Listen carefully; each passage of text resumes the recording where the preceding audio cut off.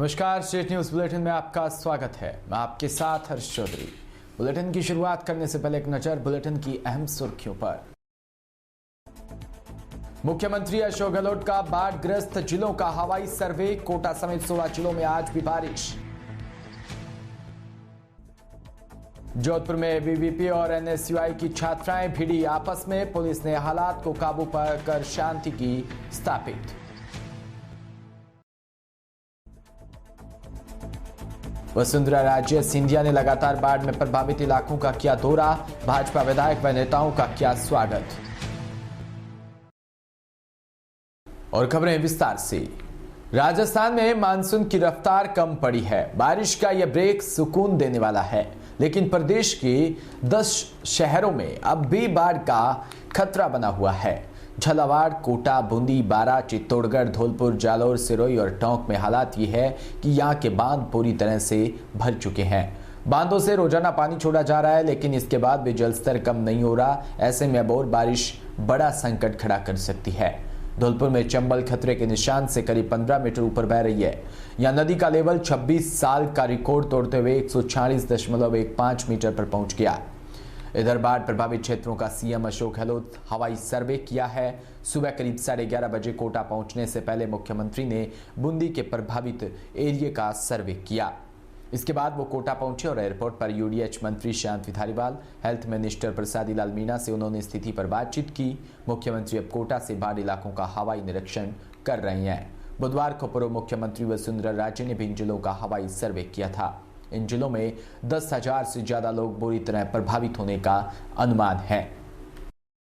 चित्तौड़गढ़ में भीलवाड़ा के जोड़ने वाली अति व्यस्तम रोड MDR 20 जो कि आमा, फलोदी और जावलिया का खेड़ा, आड़ा, अमरपुरा आदि से होकर बस्सी से गुजरती है, अपना अस्तित्व खो चुकी है। इसको लेकर ग्रामीण परेशान है। इस समस्या को लेकर स्थायी लोक अदालत भीलवाड़ा में एक परिवाद पेश किया गया। परिवादी फलोदी चित्तौड़गढ़ निवासी घनश्याम सारस्वत का कहना है कि सड़क संख्या MRD 20 पर बड़े बड़े गड्ढे हो चुके हैं। जगह जगह सड़क टूटी होकर जीर्ण शीर्ण अवस्था में है। इस सड़क से प्रसूताओं को हॉस्पिटल जाने व विद्यार्थियों को स्कूल जाने में भी भारी समस्या का सामना करना पड़ता है। जोधपुर में पुलिस की वेस्ट टीम को एक बड़ी कामयाबी मिली। मुखबिर की सूचना के आधार पर पुलिस की टीम ने 3 बदमाशों को गिरफ्तार कर उनके 6 देसी पिस्टल और 44 जिंदा कारतूस, 2 खाली मैगजीन बरामद की। मामले के बारे में बताते हुए डीसीपी अमृता दोहन ने बताया कि अवैध हथियारों के खिलाफ प्रभावी कार्रवाई के मुख्यालय द्वारा निर्देश दिए गए थे, जिस पर पुलिस टीम को सूचना मिली। जेल में बंद बदमाश रामदेव और पिंटू और भरत के मार्फत हथियारों की बड़ी खेप जोधपुर आने वाली है, जिस पर महामंदिर थानाधिकारी लेखराज सिंह और RTO ऑफिस के पास कार्रवाई को अंजाम देते हुए सुमेर हुड्डा को गिरफ्तार किया। उससे 4 देसी पिस्टल, 15 जिंदा कारतूस और 2 खाली मैगजीन भी बरामद की है। पुलिस मुख्यालय व कमिश्नर जोधपुर सर द्वारा हमें निर्देश दिए गए थे संगठित अपराध व अपराधियों के विरुद्ध लगातार व सख्त कार्रवाई करने हेतु। इसी क्रम में हमारी जो पूरी टीम थी ईस्ट की, वो एक्टिव थी। हमें आज ही जरिए मुखबिर एक सूचना मिली। जोधपुर जेल में जो अभी कैद है रामदेव जाति जाट निवासी डांगियावास, जो भीलवाड़ा में डबल मर्डर केस में अभी जोधपुर जेल में है, वह उनके साथी पिंटू जो आर्म्स एक्ट में जोधपुर जेल में बंद है, उन दोनों के तहत मार्फत उन्होंने MP से बड़ा जो हथियार का एक जाखिरा यहाँ पर अवैध रूप से सप्लाई करने की हमें सूचना मिली। उस सूचना पे हमारे महामंदिर SHO श्री लेखराज सिहाग द्वारा तुरंत कार्रवाई की गई। वे RTO ऑफिस के पास से सुमेर हुड्डा 21 वर्ष थाना पिपाड़ निवासी को 4 देसी पिस्टल व 15 जिंदा कारतूस और 2 खाली मैगजीन के साथ उनको गिरफ्तार किया गया और केस पंजीबद्ध किया गया। इसके बाद इन्हीं की ही इत्तला पर एक विक्रम सिंह 22 वर्ष निवासी फलोदी को 2 देसी पिस्टल और 5 जिंदा कारतूस के साथ गिरफ्तार किया गया। व श्रवण राम 30 वर्षीय फलोदी निवासी को 24 जिंदा कारतूस के साथ गिरफ्तार किया गया। तो कुल 6 देसी पिस्टल, 44 जिंदा कारतूस और 2 खाली मैगजीन हमने बरामद की और 3 आरोपियों को अभी गिरफ्तार किया है। आगे सूचना हमने जैसे प्राप्त की तो सुमेर जिसके पास 4 देसी पिस्टल थी तो उसने बताया कि वो एक हिस्ट्री शीटर लोहावट का है राजू कड़वासरा और कापड़ा का 302 का फरार अपराधी अशोक बटेसर, उनको ये पिस्टल सप्लाई करने वाला था। इस तहत जो पूरा अपना एक नेक्सस था संगठित अपराध का, ये जो पिस्टल अभी इधर आई थी जोधपुर में, ये फिर आगे तस्करों को दी जा रही थी, ताकि सप्लाई की जा रही थी ताकि वो मादक पदार्थ की तस्करी में इसका इस्तेमाल कर सके। ये संगठित अपराध के विरुद्ध जिला ईस्ट की लेखराज जो एसएचओ महामंदिर है उनके द्वारा बहुत बड़ी कार्रवाई की गई है और इससे कहीं ना कहीं अपराधियों में भय जरूर होगा और इसमें अपराध में अंकुश, संगठित अपराध में अंकुश लगेगा। मैम, जो जेल में है उनसे भी लाके उनसे पूछताछ की जाएगी? बिल्कुल, पूरी विस्तृत हम इसमें अनुसंधान करेंगे। जो पेमेंट हुई है, जैसे प्रारंभिक तौर पर बताया गया है कि जोधपुर में छात्र संघ चुनाव प्रचार के दौरान बुधवार को कमला नेहरू गर्ल्स कॉलेज के बाहर एबीवीपी और एनएसयूआई की छात्राएं आपस में भिड़ गई। काफी देर तक बवाल मचा। एबीवीपी की छात्राओं ने जमकर हुटिंग की। उनका जवाब देने के लिए आई एनएसयूआई की छात्राएं भी पीछे हट गई। बड़ी मुश्किल से पुलिस ने हालात को काबू पर पाया और शांति करवाई। दरअसल कमला नेहरू महिला महाविद्यालय में सर्वाधिक मतदाता है। ऐसे में प्रतिदिन यह सभी उम्मीदवार अपना प्रचार प्रसार करने के लिए आते हैं। नियमानुसार सिर्फ कैंडिडेट ही प्रवेश कर सकते हैं, लेकिन बुधवार को एनएसयूआई के उम्मीदवार हरेंद्र चौधरी के साथ राष्ट्रीय संयोजक पारस गुर्जर भी कॉलेज परिसर में घुसे तो इसको लेकर विरोध शुरू हो गया। एबीवीपी की छात्राओं ने इसको लेकर विरोध किया। सूरतगढ़ से गंगानगर सड़क पर एक सड़क हादसे में एक युवक व एक महिला घायल हो गए। हादसे के बाद दोनों बेहोशी की हालात में सड़क पर पड़े रहे। किसी ने उनकी मदद करने की जहमत नहीं उठाई। इस दौरान राजस्थान जाट महासभा अध्यक्ष राजाराम मील व पीसीसी सदस्य हनुमान मील सूरतगढ़ जा रहे थे। जब उन्होंने सड़क पर भीड़ देखी तो कार रुकवाकर मौके पर पहुंचकर देखा तो 2 युवक व युवती बेहोशी की हालात में खून से लथपथ सड़क पर पड़े थे। मील ने तत्काल ही दोनों के इलाज के लिए अस्पताल में पहुंचाने की व्यवस्था करवाई। झालावाड़ जिले के गंगदार उपखंड क्षेत्र के गांव जेताखेड़ी में कालेश्वर महाराज मंदिर के प्रांगण में विश्व हिंदू परिषद व बजरंग दल की बैठक हुई, जिसमें मुख्य अतिथि जिला संयोजक ओम प्रकाश नागर, सह संयोजक गोकुल सिंह साकरिया बैठक में मौजूद रहे।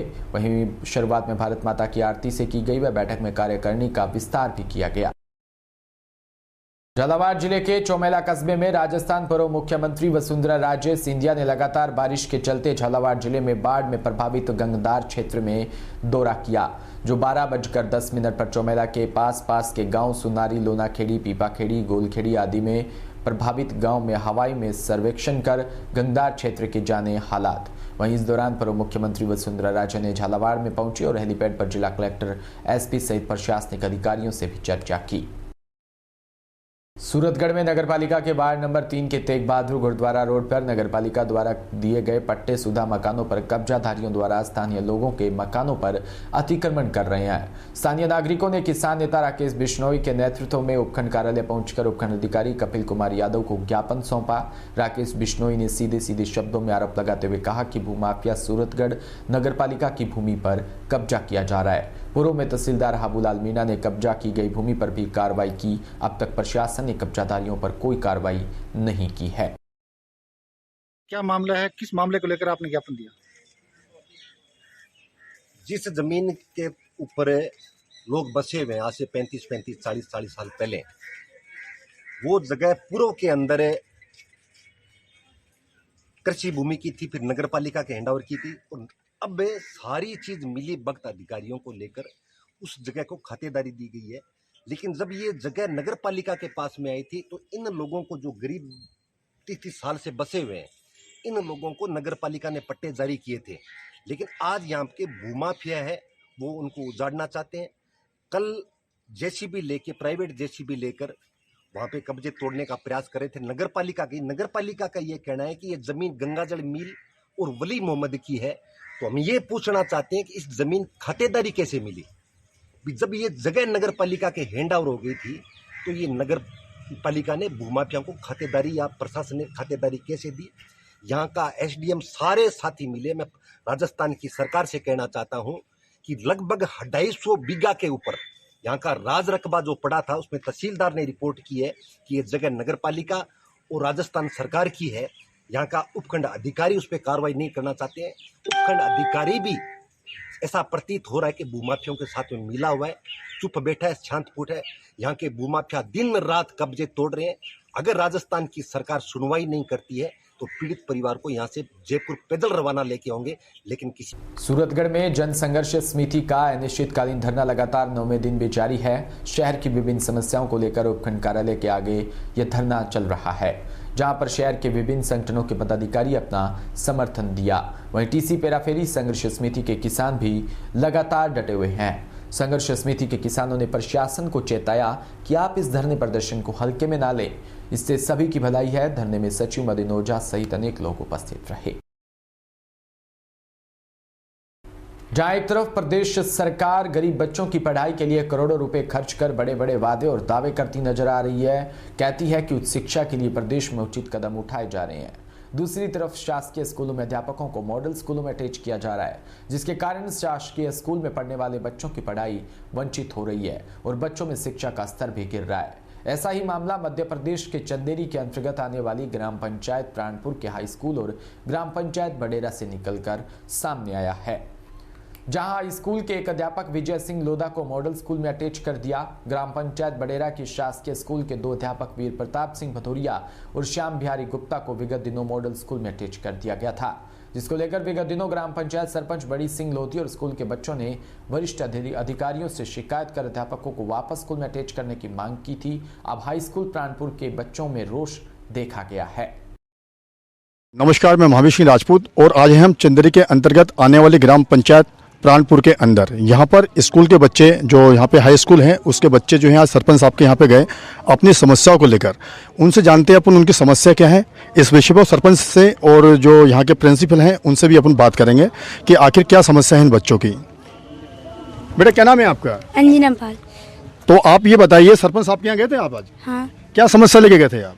लूधा सर की। लूधा सर की क्या समस्या है मतलब में? सर वो उधर चले गए मॉडल स्कूल में, उनके लिए वापस ले आ जाए। अच्छा, यहाँ से वो मॉडल स्कूल चले गए यहाँ पे जो है। तो आप कौन सी क्लास में पढ़ती हैं आप? सर 9th में। तो क्या समस्या होती है उनके जाने से यहाँ पे बेटा? यहाँ पे उनके जाने से बहुत सारी समस्याएं होती हैं। वो यहाँ थे तो वो बहुत अच्छा भी पढ़ाते थे जी। हाँ, और यहाँ पे और मैथ पढ़ाने वाला कोई टीचर भी। तो आप लोग क्या चाहते हैं, मतलब उनको दोबारा यहाँ पे बुलाना है? हाँ, उनको दोबारा इसके बारे में आपने या आपके जनप्रतिनिधि या मास्टर जी ने कभी किसी को शिकायत की है क्या, या अवगत कराया है किसी को अभी तक? सर पहले हमारे प्रिंसिपल सर को बताया गया था, फिर बाद में हम अपने सरपंच साहब के पास गए। अच्छा, सरपंच साहब जैसे कि बच्चे आपके यहाँ पे आए थे, अभी आप सरपंच प्रतिनिधि हैं आप जो हैं, तो क्या समस्या लेके आए थे? ये बच्चे इसलिए आए थे कि अवगत इन्होंने मुझे 4-5 दिन पहले अवगत कराया था कि लोधा सर को अटैच मॉडल स्कूल में कर दिया गया है। और 15 अगस्त को मैं आया था, यहाँ पर सब लोग थे, बच्चे थे, अभिभावक थे। मैंने भी बोला था कि मैं प्रयास करूंगा कि उनका अटैचमेंट कैंसिल करा के उनको यहीं के यहीं रखा जाए, क्योंकि सारे बच्चों की मांग है कि उनसे अच्छा टीचर हमें नहीं मिलेगा और इस टीचर के सानिध्य में हम पढ़ना चाहते हैं। अरे जैसे कि बच्चे आपके पास आ जाए और विगत दिनों इन्होंने अवगत भी आपको कराया था, तो इस विषय में आपने किसी वरिष्ठ अधिकारी को बोला क्या? हमने आवेदन अपनी लेटर पैड लिख के यहाँ के ऑफिस में, जो शिक्षा विभाग का ऑफिस है, तिवारी जी को जमा कराए हैं। पावती है हमारे पास। और स्वयं विधायक जी ने, गोपाल सिंह चौहान ने, कल 400 लोगों उनके घर गए, उनके सामने बात की। यहाँ के जो मुख्य शिक्षा अधिकारी है DO साहब नीरज शुक्ला जी, उनसे फोन पर स्पीकर खोल के बात हुई। विधायक जी ने उनको बताया कि आप ये आदेश कैंसिल करके और उनको वहीं के वहीं रखें। तो क्या वरिष्ठ अधिकारी द्वारा कोई आपको आश्वासन दिया गया है? हाँ, कल उन्होंने विधायक जी को आश्वासन दिया कि आप इन लोगों को आश्वासन दो कि मैं आदेश निरस्त करता हूँ और निरस्त कर रहा हूँ, और आप इन लोगों को घर वापस भेज दो, मैं आदेश निरस्त कर दूंगा। और 3 दिवस का उनको विधायक जी ने टाइम दिया था कि 3 दिवस के अंदर आप आदेश निरस्त करें। तो क्या आज 3 दिन हो चुके हैं क्या? नहीं, आज दूसरा दिन है। और अभी तक क्या हुआ था, 1 अगस्त का आदेश था, अभी तक उनको रिलीव नहीं किया गया था यहाँ के प्रिंसिपल द्वारा। अच्छा, आप ये बताइए, आज स्कूल से बच्चे आपके यहाँ पर।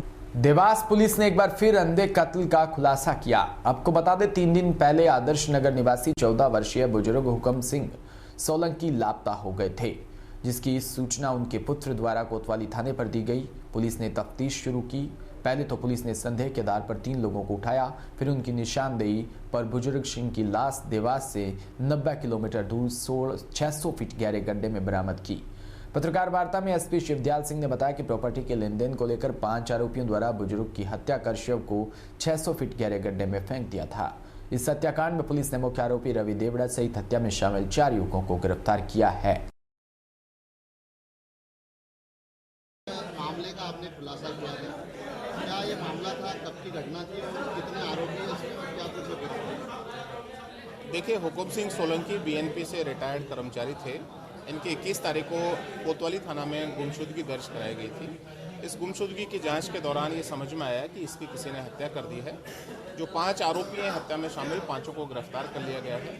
रवि देवड़ा नामक जो मुख्य आरोपी है, उसने मृतक की संपत्ति के ऊपर वो कब्जा करना चाहता था, उसके ऊपर विवाद चल रहा था। उसी विवाद के क्रम में इस हत्या को अंजाम दिया गया है।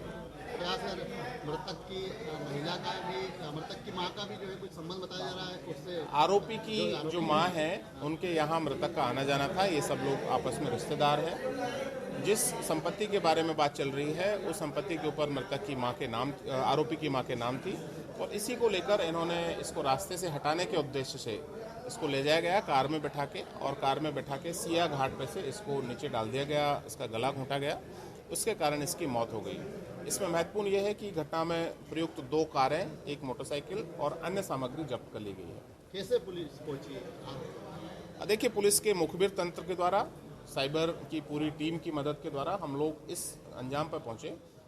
एक मोबाइल फ़ोन जो हमको मिला था, उस मोबाइल फ़ोन के आधार पर फिर फाइनली पूरी घटना का खुलासा हुआ और हम इस पूरे सभी 5 आरोपियों के पास तक पहुंच पाए। सर, ये बात भी सामने आई कि इसको लेकर कहीं कोर्ट में भी मामला चल रहा है और आज फैसला आना था 24 तारीख को। जैसा मैंने बताया कि इस संपत्ति को लेकर इसमें विवाद चल रहा था, उसी विवाद के चलते इसको मृतक को रास्ते से हटाने के उद्देश्य से इस हत्या की घटना को अंजाम दिया गया था।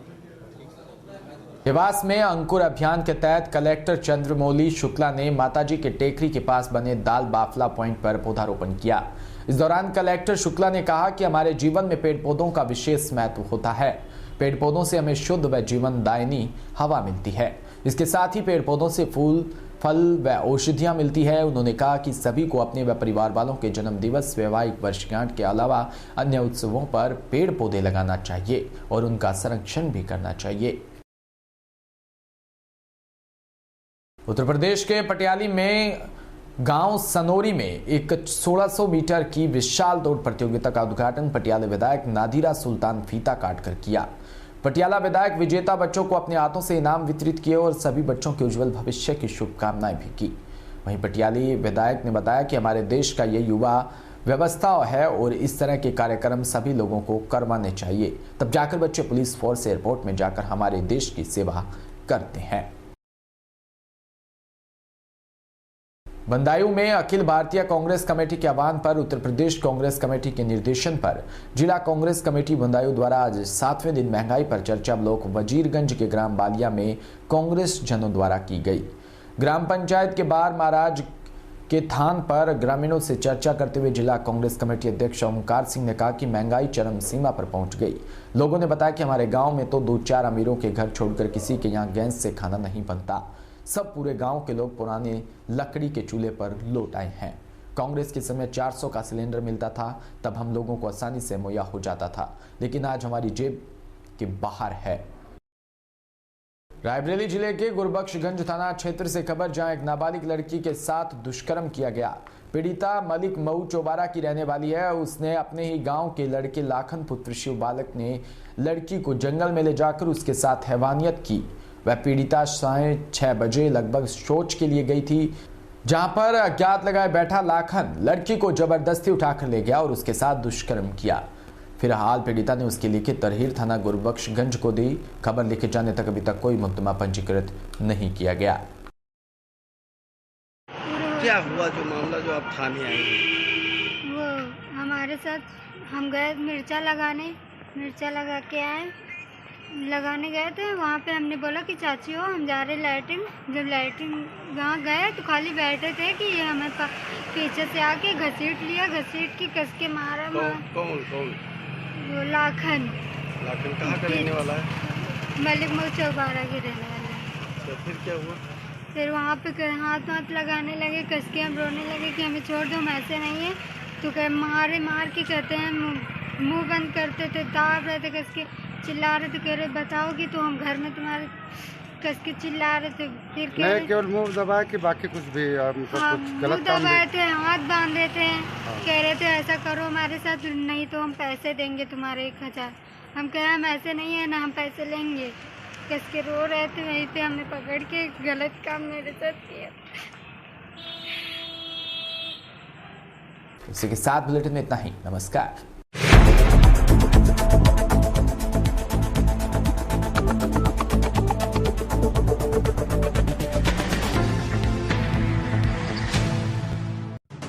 राजस्थान समृद्ध विरासत है इसकी शान, रंग बिरंगी पहचान,